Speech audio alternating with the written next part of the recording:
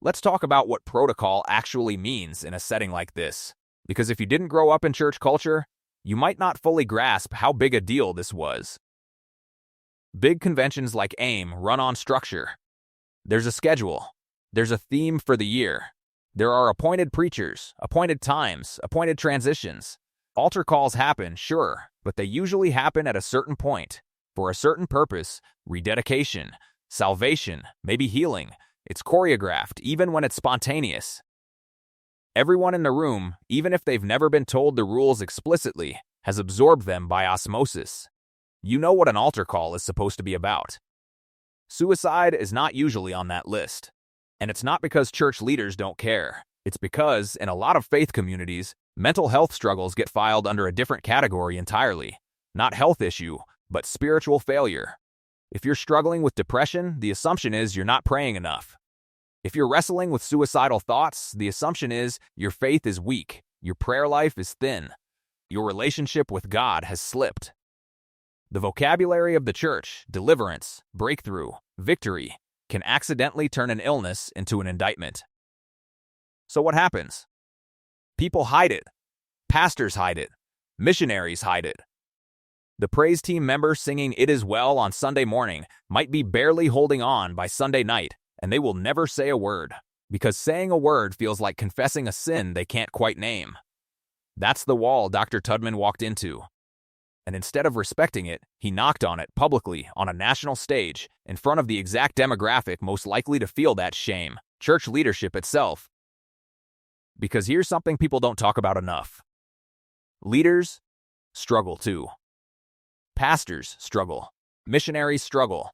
The people who are supposed to have it together, who stand at the front and tell everyone else how to keep the faith, are often the most isolated people in the building. They don't have anywhere to take their own pain, because they're the ones everyone else brings pain to.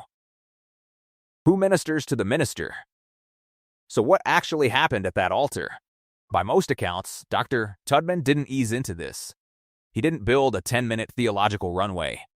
He named it directly: suicide, suicidal ideation. The specific and often unspoken reality that some of the very people in that room, people who had traveled from jurisdictions across the country to be at this convention, had thought about ending their own lives. And then he did the thing that mattered most. He removed the cost of admitting it. Think about what it usually costs a church member to say "I'm not okay" out loud. It costs reputation. It costs their spot on the usher board, maybe, or at least the perception of it.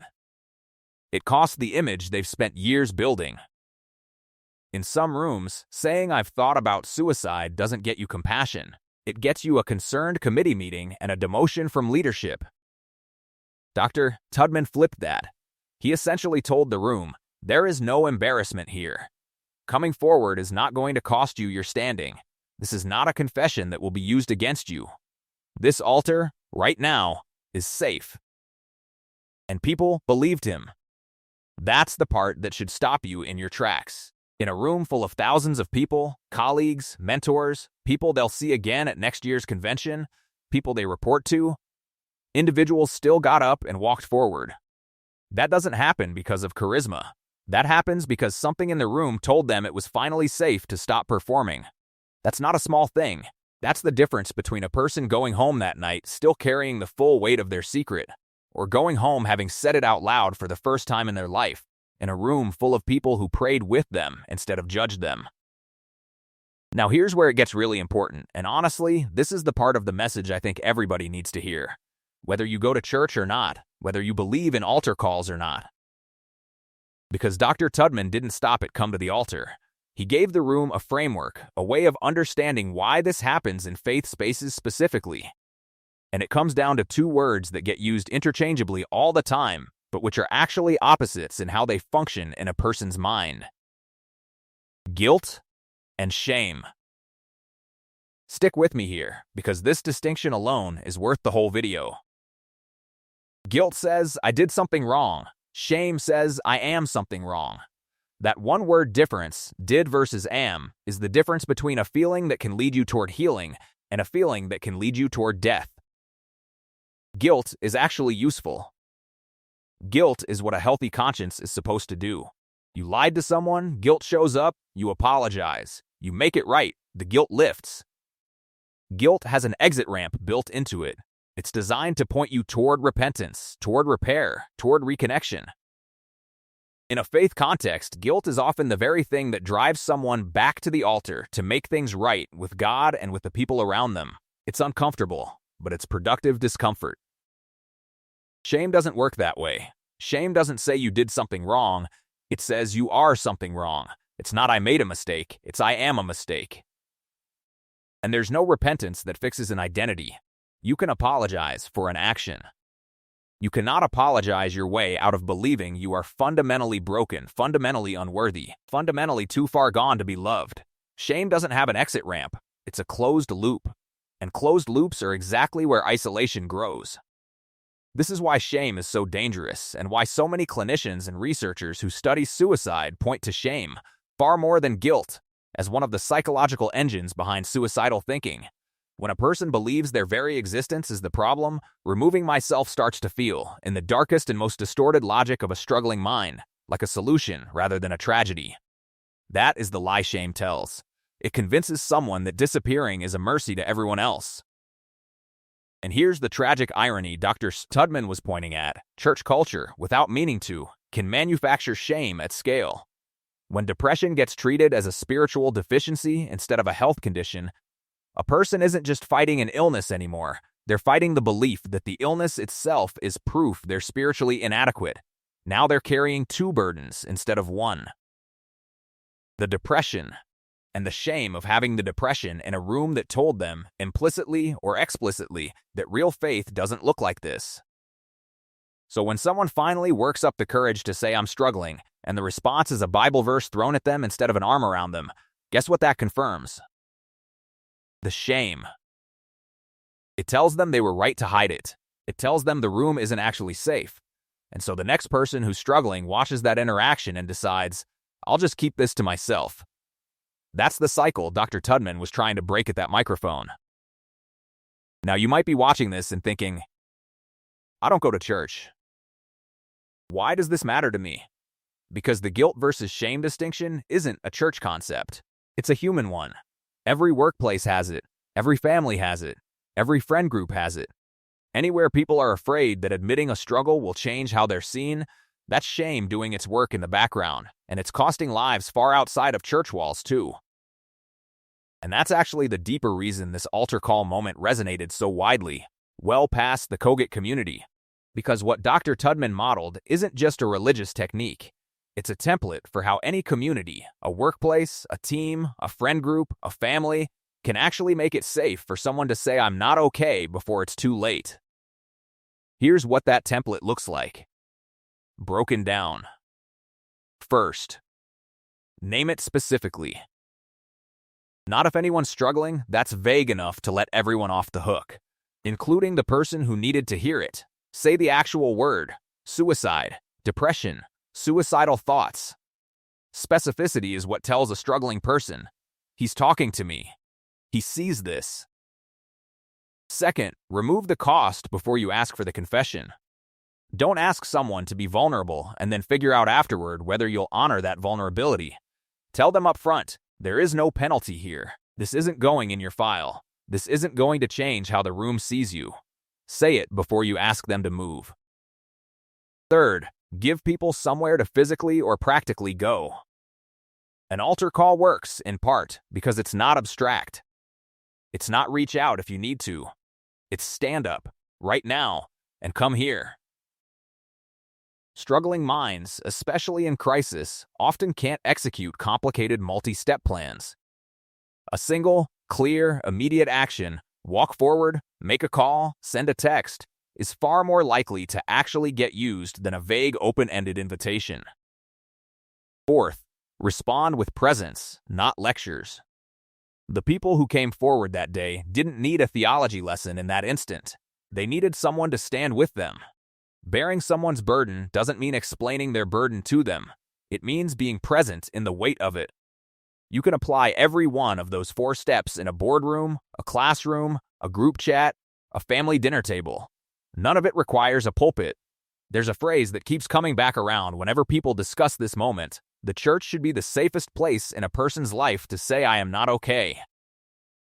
Sit with that for a second, because it's actually a radical claim in the way most people experience church. For a lot of people, church is the least safe place to say that. Church is where you put on the version of yourself that has it together. It's where you're greeted with I'm blessed and highly favored as an automatic reflex, whether or not it's true that week. It's a space that ironically can train people to perform wellness even when, especially when, they are the furthest thing from well. But that's not actually what the church is supposed to be, theologically speaking. Scripture is loaded with language about bearing one another's burdens, about confessing struggles to one another, about a body of believers functioning like an actual body, where if one part hurts, the rest of the body is supposed to feel it and respond, not look away and pretend everything's fine. The blueprint was never hide your pain until you've fixed it privately and can present a polished testimony. The blueprint was always, bring your unfinished, unresolved, messy self into community and let community actually hold you while you heal. Somewhere along the way, in a lot of congregations, that blueprint got replaced with a performance culture. And Dr. Tudman's altar call was, in a sense, a correction back toward the original design. Not come here once you've got your testimony ready. Come here now. Come here broken. Come here mid-crisis. That is not a disruption of what church is supposed to be. That is what church is supposed to be. And that reframing matters enormously for leadership specifically, because leaders are often the last people anyone checks on. There's an assumption that if you're leading, you must be fine. You must have already worked through whatever everyone else is working through. That assumption is false, and it's dangerous, because it means the people at the front of the room, the people everyone else looks to for stability, frequently have no one looking out for their stability at all. When Dr. Tudman opened that altar to leaders and congregants alike, he wasn't just addressing the pews. He was addressing the platform. He was saying, this applies to you too. You are allowed to not be okay. You are allowed to need help. Your title does not exempt you from being human. Let's be honest about the stakes here, because this isn't an abstract conversation about church culture. This is about people who are alive right now, sitting in pews right now, sitting in Zoom church right now, scrolling this exact video right now, who are carrying something they've never said out loud. Silence doesn't make a struggle smaller. It makes it heavier, because now the person is carrying two things at once, the original pain and the isolation of hiding it. Every year that someone doesn't say the words I'm struggling, that struggle compounds. It doesn't sit still and wait patiently to be addressed later. It grows in the dark. And faith communities, when they get this wrong, don't just fail to help. They can actively make things worse by adding a layer of spiritual shame on top of clinical struggle. If your faith were stronger, you wouldn't feel this way is one of the most quietly devastating sentences a struggling person can hear. Because it doesn't just leave them without help, it tells them their pain is evidence of their own spiritual failure. Now, on top of everything else, they believe seeking help is basically admitting they're a bad Christian, a bad believer, a bad leader. That belief is exactly what keeps people from a therapist's office, from a doctor's office, from a crisis line, from a trusted friend. Not because those resources aren't available, but because the shame convinces them they don't deserve to use them, or that using them proves something shameful about who they are. This is why what happened at that altar matters so much. Because for however many people walked forward that day, something got interrupted. The silence broke, and breaking silence, even once, even in one room, even for one moment, can be the difference between someone reaching out for help next time they're in crisis, or staying quiet one more time, which might be the time that matters most. So, what do we actually do with this? Because watching a moving moment on video and then closing the tab and moving on with your day is not the same as letting it change anything. Here's what I'd ask you to sit with. First, check the people who seem the most fine. Not because being fine is suspicious, but because the people most skilled at appearing fine are often the ones working hardest to make sure nobody notices they're not. The leader, the strong friend, the one who's always checking on everyone else. Check on them specifically. Ask twice, how are you, really? And then wait through the awkward pause instead of filling it. Second, watch your language around struggle. If your first instinct when someone shares pain is a verse, a platitude, or a just pray about it, pause before you say it. Presence first. Theology, if it's wanted. Second, bearing a burden looks a lot more like sitting in the weight of it with someone than explaining the weight away. Third, if you are the one carrying something right now, something you haven't said out loud to anyone, please hear this clearly. Struggling is not evidence that your faith failed. Struggling is evidence that you're human, in a body, in a hard season, or navigating something clinical that faith alone was never designed to treat in isolation. Faith and mental health support are not competitors. They can, and often should, work side by side. Seeking help is not a failure of belief. It's an act of courage that looks remarkably like the walk to that altar, choosing to stop hiding. And fourth, build your own version of that altar. You don't need a convention stage or a microphone. You can be the person in your family, your group chat, your team, who says the specific word instead of the vague gesture, who removes the cost before asking for the vulnerability, who gives people somewhere clear to go, who responds with presence instead of a lecture. Every community has room for someone to do what Dr. Tudman did that day, break the unspoken rule that says we don't talk about this here. Here's the thing about protocol. Protocol exists to keep things orderly, predictable, safe from chaos. Most of the time, that's a good thing. But every so often, someone in the room realizes that the order everyone's protecting is quietly costing people their lives. And in that moment, breaking protocol isn't disruption for its own sake. It's the most responsible thing anyone in that room could do. Dr. Joel Tudman didn't set out to give a viral moment. He set out to save someone he couldn't name. In a room full of people he might never see again, using the only tool he had, his voice, and a willingness to say the thing everyone else was avoiding. Some of the people who walked to that altar that day are alive right now because of 5 minutes that weren't on the program. So here's the question I want to leave you with. Not what did you think of this video? A harder one. Who, in your life, is standing exactly where those people were standing? Right at the edge of saying I'm not okay. Waiting for someone, anyone, to remove the cost of saying it out loud. Maybe today. You can be that someone. If this reached you, share it with someone who needs to hear it. And if you're the one who needed to hear it, I hope you find your altar. I hope you find your safe place. And I hope, when you get there, someone is standing ready to walk with you, not judge you. Thank you for watching.